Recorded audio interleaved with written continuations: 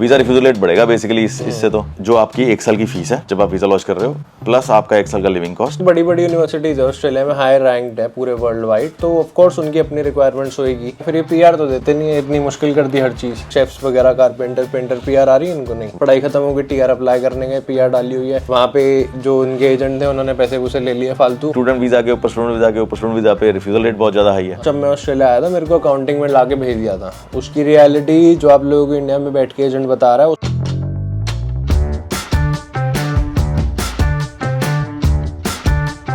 Very good morning, hi channel. This is the Sharjah. We have Mr. Gagandeep Singh here in the vlog. कैसे भाई? Thank you, बढ़िया, आप बताओ। आज की इस वीडियो में very good, thank you.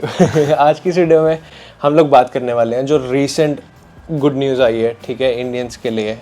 Australia से तड़कती भड़कती ब्रांड न्यू खबर, उसके बारे में हम लोग डिस्कस करेंगे एंड काफ़ी ज़्यादा डिटेल में बात करेंगे कि अगर आप लोग यहाँ पे ऑस्ट्रेलिया में पढ़ने आ रहे हो तो आगे आप लोगों का कैसे प्रोसेस होने वाला है, क्या क्या सीन रहने वाला है, पीआर के लिए कितनी मुश्किलें चल रही है आजकल, और आप लोगों को रियलिटी बताएंगे। इंडिया से बुला तो रहे हैं ऑस्ट्रेलिया लोग, बट उनका एंड में क्या होएगा वो सब हम लोग आप लोगों को बताएंगे डिटेल में। अगर आप लोग ये वीडियो इंडिया से देख रहे हो या फिर अगर आप लोग ऑस्ट्रेलिया में रह के देख रहे हो तो आप लोगों के लिए वीडियो बहुत ज़्यादा हेल्पफुल होने वाली है, क्योंकि हम लोग इसमें वीज़ा के बारे में बात करेंगे और पीआर से रिलेटेड बात करेंगे और रियलिटी बताएंगे। तो अगर आप लोग नए चैनल पर नहीं चला, सब्सक्राइब बटन है, जाके आप लोग दबा सकते हो। गगन भाई जी, रिसेंट जो ब्रांड न्यू खबर है वो बताओ पहले। वो खबर तो यही है कि इंडिया असेसमेंट लेवल 2 में आ गया। इसका मतलब हमारी जो इंडिया से स्टूडेंट्स आते थे उनकी एलिजिबिलिटी क्राइटेरिया बहुत बढ़ गया है। English requirement, fund requirements officially खत्म हो गई है, पर अनऑफिशियली जैसे कॉलेजेस वगैरह हैं वो तो अभी भी इंग्लिश और फंड मांगेंगे, रिक्वेस्ट करेंगे। सबसे पहले हम लोग बात कर लेते हैं कि लेवल 3 पे क्या हो रहा था और अब ट्रांजिशन की कितना आसान किया है। लेवल 3 पर हर बंदे को ऑलमोस्ट इंग्लिश की और फंड की रिक्वायरमेंट रह रही थी, अनलेस वो लेवल 1 पे ना हो, और लेवल 1 पे इतने कॉलेजेस थे नहीं, तो इंग्लिश और फंड रिक्वायरमेंट थी। अब क्या हुआ, उन्होंने लेवल 2 कर दिया। एक लेवल ऊपर जाने से लेवल 1 और 2 जो कॉलेजेस हैं उन 2 से भी अब फंड और इंग्लिश रिक्वायरमेंट खत्म हो गई है जो बंदा इंडिया पासपोर्ट होल्डर है। तो भाई फंड रिक्वायरमेंट क्या होती है बेसिकली? की फंड रिक्वायरमेंट क्या होती है, जो पहले थी अब भी लेवल 3 कॉलेजेस के लिए रहेगी, जो आपकी 1 साल की फीस है जब आप वीजा लॉन्च कर रहे हो, प्लस आपका 1 साल का लिविंग कॉस्ट, आपका आपके वाइफ बच्चे जो भी फैमिली में इंक्लूडेड है, प्लस आपका एयर फेयर आना जाना, ये 3 चीजों को मिला के फंड रिक्वायरमेंट बनती है। फीस पहले पे करते हैं, जैसे 6 महीने की पहले पे कर दी तो फिर 6 महीने बच गए ना, तो लिविंग एक्सपेंस प्लस 6 महीने की फीस प्लस एयर फेयर आना जाना फैमिली का। ओके, हाँ, तो ये हो गई फंड रिक्वायरमेंट जो हटा दी अभी हटा दिया। यस, डिपार्टमेंट ने हटा दिया है। कॉलेजेस मांग सकते हैं और उनका क्या क्राइटेरिया रहेगा वो डिफरेंट है। बड़े कॉलेजेस शायद ज़्यादा स्ट्रिक्ट होंगे, वो सिमिलर लेवल पे चलेंगे। छोटे कॉलेजेस शायद थोड़े रिलैक्स्ड होंगे, हो सकता है वो आपसे करंट फंड्स से एक्सेप्ट कर लें, या इंग्लिश आइल्स की जगह वो आपसे इंटरनल एग्जाम दिलवा लें, या थर्ड पार्टी फंड्स एक्सेप्ट कर लें। वो जैसे जैसे अब अनफोल्ड हो, हम अप्लाई करते जाएंगे वैसे वैसे अनफोल्ड होएगा। ये हम कॉलेजेस एंड यूनिवर्सिटीज़ दोनों की बात कर रहे हैं ना?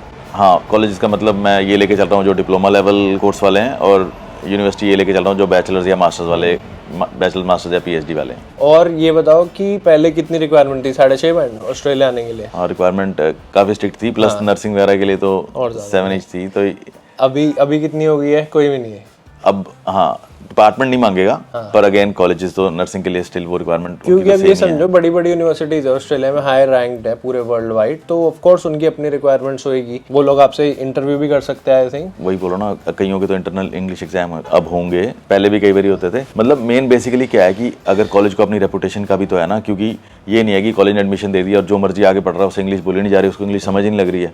नर्सिंग के लिए तो स्ट्रिक्ट ऑलरेडी है ही है, पर बाकी फील्ड्स के लिए भी मान लो कोर्स पढ़ रहे हो और आप इंग्लिश में प्रॉब्लम आ रही है, समझ नहीं लग रही है, उसको तो कोई फायदा नहीं है ना।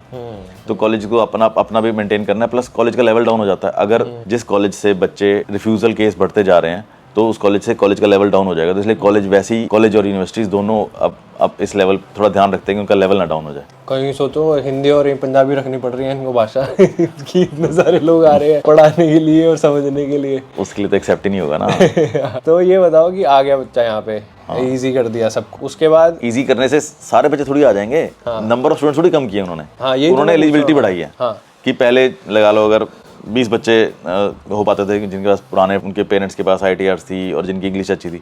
अब जिन बच्चों के पास वो सब कुछ नहीं है वो भी एलिजिबल हो गए, तो सिर्फ एलिजिबिलिटी क्राइटेरिया बढ़ गया। जहाँ पर 20 लॉन्च कर रहे थे, हो सकता है अब 200 लॉन्च कर रहे हो, पर जो वीज़ा देने हैं वो तो सेम ही है। और वो था ना 1,80,000 सीट्स ही इनके पास। हाँ, इसके आसपास थी 185-189 के आसपास। तो वो सीट्स नहीं बढ़ी, बट बुला ऐसे कर क्यों रहे हैं? सीट्स नहीं बढ़ी, एलिजिबिलिटी बढ़ गई। इसलिए कर रहे हैं क्योंकि काफ़ी सारे जैसे क्या होता है कि बड़े सारे इंटेलिजेंट बच्चे थे जो शायद हो सकता है जिनको फंड्स का इशू हो, वो बाहर आके पढ़ना चाहते हो, तो वो फंड्स या उनके पास करंट फंड है, पुराने नहीं है, तो एलिजिबिलिटी बढ़ गई। अब ज़्यादा बच्चे अप्लाई करेंगे, ये ज़्यादा स्क्रूटनाइज कर सकते हैं कि अच्छे बच्चों को रख लो, बाकी को नहीं दिया। वीज़ा रिफ्यूजल रेट बढ़ेगा बेसिकली इससे, तो क्योंकि ज़्यादा अप्लाई करेंगे ज़्यादा रिफ्यूज़ होंगे।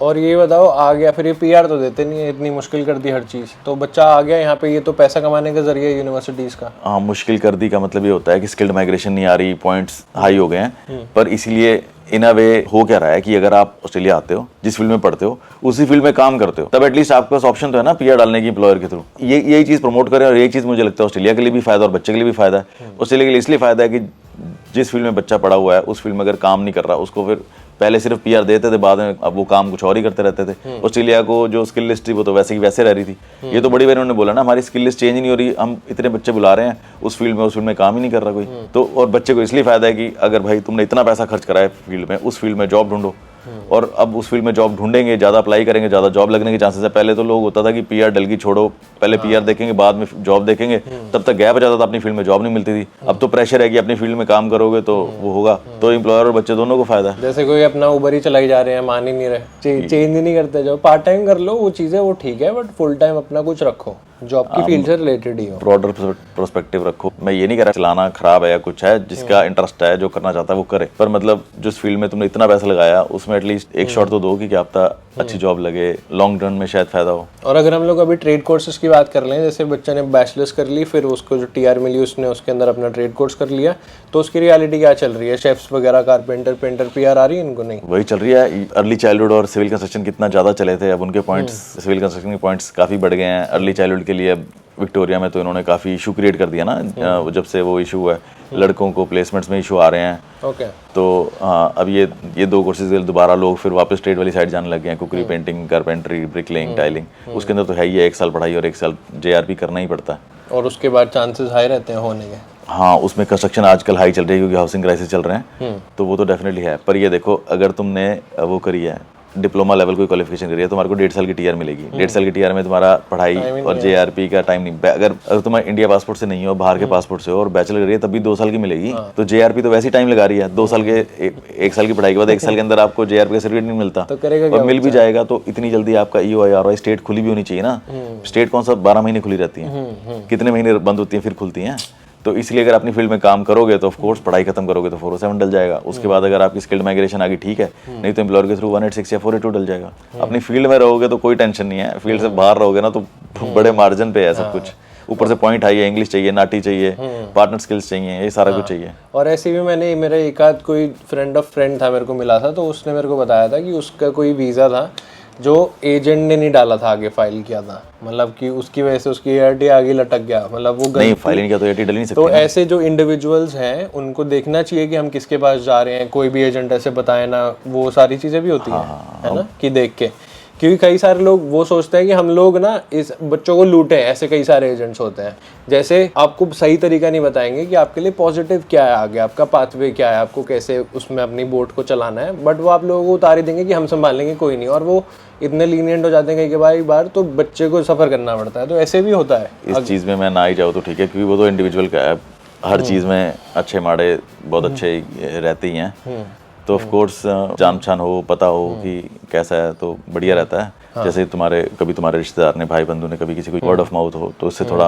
आपको आइडिया रहता है कि किसके पास जा रहे हो, क्या कर रहे हो, या रेपुटेशन चेक कर लो। आजकल तो सब कुछ गूगल पे अवेलेबल है। बट कुछ एग्जांपल दे सकते हो आपकी बच्चों के साथ कैसा होता है, जो जैसे मान लो पढ़ाई खत्म हो गई, टीआर अप्लाई करने गए, पीआर डाली हुई है, वहाँ पे जो उनके एजेंट थे उन्होंने पैसे वूसे ले लिए फालतू और उन्होंने काम ही नहीं किया, या फिर वो और लटकाई जा रहे हैं, ऐसे भी होता है कुछ रियलिटी? पहले ज़्यादा होता था क्योंकि पहले स्टूडेंट वीज़ा मिल रहे थे तो लोग स्टूडेंट करे जा रहे थे, टेंशन ही नहीं, जब पीआर होगी तब होगी। पर अब तो टाइमलाइन होगी ना, अगर एक बार टीआर पे चले गए तो फिर तो एम्प्लॉयर, पार्टनर या स्किल्ड, अगर ये तीनों वीज़ा नहीं डले तो फिर तो अब स्टक ही हो और वापस स्टूडेंट जाने की ऑप्शन है नहीं। अब क्या हो रहा है, कई लोग क्या कर रहे हैं, बच्चे खुद ही आगे बोलते हैं नहीं जी हमारा स्टूडेंट वीज़ा एक्सटेंड कर दो। हम उनको बोलते हैं भाई टीआर डालो, तुम्हारे टीआर की एलिजिबिलिटी है, टीआर के अंदर अपना एम्प्लॉयर के साथ करके या जेआरपी अगर बचा हुआ है या कुछ भी बचा हुआ है, तुम अपनी स्किल में पॉइंट इंक्रीज करके, नाटी करके आप तुम डाल सकते हो। पर नहीं, कई बच्चे एडमेंट है, नहीं जी हम रिस्क ही नहीं लेना चाहते, आप हमारा स्टूडेंट वीज़ा डाल दो। वो ये नहीं रियलाइज कर रहे कि वो स्टूडेंट वीज़ा पे रहेंगे, उनका जो वर्क एक्सपीरियंस वो 20 घंटे के हिसाब से चलेगा। अगर उनको 186 एम्प्लॉयर वीज़ा पे जाना है, क्या होता है कि एम्प्लॉयर वीज़ा पे full time is 38, skilled migration के लिए फुल टाइम इज 20 आवर्स। तो एम्प्लॉयर वीजा के थ्रू जो पीआर उनकी 3 साल में होनी थी वो 6 साल में हुई अगर स्टूडेंट वीजा डालते रहेंगे तो। पर बच्चों को ये डर है कि एक बार टीआर पे चले गए तो पता नहीं क्या होगा, तो इसलिए काफी सारे लोग स्टूडेंट वीजा कर रहे हैं। और एक और इशू है कि स्टूडेंट वीजा के ऊपर स्टूडेंट वीजा पे रिफ्यूजल रेट बहुत ज्यादा हाई है। एग्जैक्टली। उनको लग रहा है एआरटी चाहे चले जाए पर टीआर में नहीं जाना, पता नहीं ये, बल्कि उनको चाहिए कि टीआर पे जाएं, फटाफट एम्प्लॉयर ढूंढें, जल्दी पीआर हो, काम खत्म। 2-3 साल में पीआर डलनी चाहिए, अगर नहीं डल रही तो समथिंग इज नॉट राइट। नहीं सही बात और ये तो 6-6 साल फिर स्टूडेंट वीजा पे ही काटे रहेंगे, टीआर कभी लेंगे ही नहीं। क्योंकि मैं बोल सकता हूँ ये चीज़, कई ऐसे मेलबर्न में भी एजेंट है जो सही से नहीं कर रहे काम, उनके रिव्यूज सुने हुए हमने, इतने टाइम से मैं भी काम कर रहा हूँ।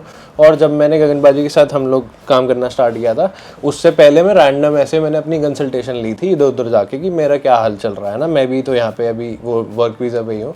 तो मैं 1-2 एजेंट पे गया था मेलबर्न के, काफ़ी पॉपुलर से थे, तो वो कुछ नहीं पता भाई, कुछ भी बोल रहे हैं। और पता है मतलब बता नहीं सकता लोगों को कैमरे पे, पर मज़ा सा नहीं आया था उन्होंने जो मेरे को बताया था कि आगे ऐसे कर लो ऐसे कर लो। तो इसलिए भाई मैं गगनबाजी के साथ काम कर रहा हूँ इतने टाइम से, यही रीज़न है कि ही इज़ 100% जेन्युइन। तो अगर आप लोगों को ट्रस्ट करना है with my recommendation, you can come to holistic mind solutions. ऐसा नहीं है कि मैं बार बार स्विच कर रहा हूँ कंपनी। जैसे तो मेरे पास बहुत सारे, जैसे कैसे बोल सकते हैं, बहुत सारे मेरे पास एजेंट्स अप्रोच करते हैं कि हमारे लिए वीडियो कर दो, ही नहीं, बट भाई गगनबाजी जेन्युइन है। आप लोग अगर अपनी फाइल करवानी है तो 100% दिस इज़ माई रिकमेंडेशन। नीचे डिस्क्रिप्शन में फॉर्म है, वहाँ पे आप जाके अपना फॉर्म फिल आउट कर सकते हो, या फिर आप लोग ऑफिस में कॉल करके अपॉइंटमेंट लेके आ सकते हो। हाँ, और कुछ भाई साहब फॉर्म फिल करो, नहीं फॉर्म आ रहा आपको ऑटो रिप्लाई आएगी, उस पर नंबर भी आता है कि अगर तुम्हारे को फॉर्म का रिस्पांस नहीं है, हम वैसे तो हमारी कोशिश है, हमने कितना स्टाफ हायर किया है कॉलिंग के लिए भी, कई बार कॉल करते हैं कॉल मिलता नहीं, कई बार क्या होता है नंबर कल डल गया या कई बार कुछ हो गया, तो आप इंक्वायरी पे ईमेल कर सकते हैं, उस नंबर के ऊपर कॉल करके अपॉइंटमेंट बुक करा सकते हैं। तो बाय चांस मतलब कहने का कि ऑप्शंस हैं, बिल्कुल ऐसे मत कहा करो कि कॉल का रिस्पॉन्स नहीं है। हमारी इतनी कोशिश होती है कि हर कॉल को आंसर किया जाए, अपॉइंटमेंट दी जाए।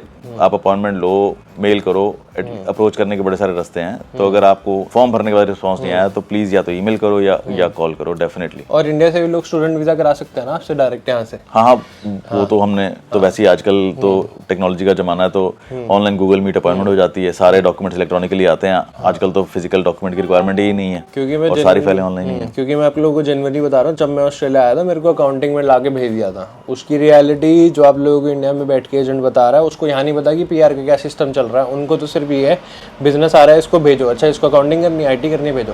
पर रियलिटी यहाँ पे क्या है, लोगों को यहाँ का एजेंट ज़्यादा अच्छे से बता सकता है। जैसे मैं बोलना चाह रहा हूँ, यहाँ का एजेंट आप लोगों को क्लैरिटी दे सकता है कि अच्छा आप आ रहे हो, आप ये वाला पाथवे चूज़ करो, आप हो जाओगे। तो इसीलिए यही बोल, समझ गया ना क्या कह रहा था मैं? कंफ्यूजन तो नहीं हो गई कि इंडिया से जो लोग आपको धक्का करके भेज रहे हैं ऑस्ट्रेलिया कि ये वाला कोर्स कर लो, ये कर लो, उनको पता ही नहीं है कि रियलिटी में क्या है। मेरे को अकाउंटिंग के लिए भेज दिया, तब अकाउंटिंग में कुछ था ही नहीं, आके देखा तो 100-105 पॉइंट पे पीआर हो रही है। 100 पॉइंट तो अचीव करने ही मुश्किल हो जाते हैं भाई। ठीक है, तो काफ़ी सारी चीज़ें हैं। इसलिए अगर आप लोगों को कोई भी वीज़ा है, आप लोग रीच आउट कर सकते हो सोल्यूशन। मैंने इसलिए आप लोगों को जेन्युइनली बताया कि मैं कंपनी बार बार स्विच नहीं करता सिर्फ पैसे के लिए कि मेरे पास दूसरी कंपनी आ रही है, मैं वीडियो बना रहा हूँ, बट नहीं, I am with the genuine agent. Special thanks to गगनबाजी तुम्हारा इतना कुछ बोलने के लिए। तो थैंक यू सो मच गगनबाजी for giving us the information. अगर आप लोगों को इतनी अच्छी लगी तो लाइक कर देना, गुजारा सब्सक्राइब कर देना। हम लोग आपको मिलेंगे नेक्स्ट वीडियो में, तब तक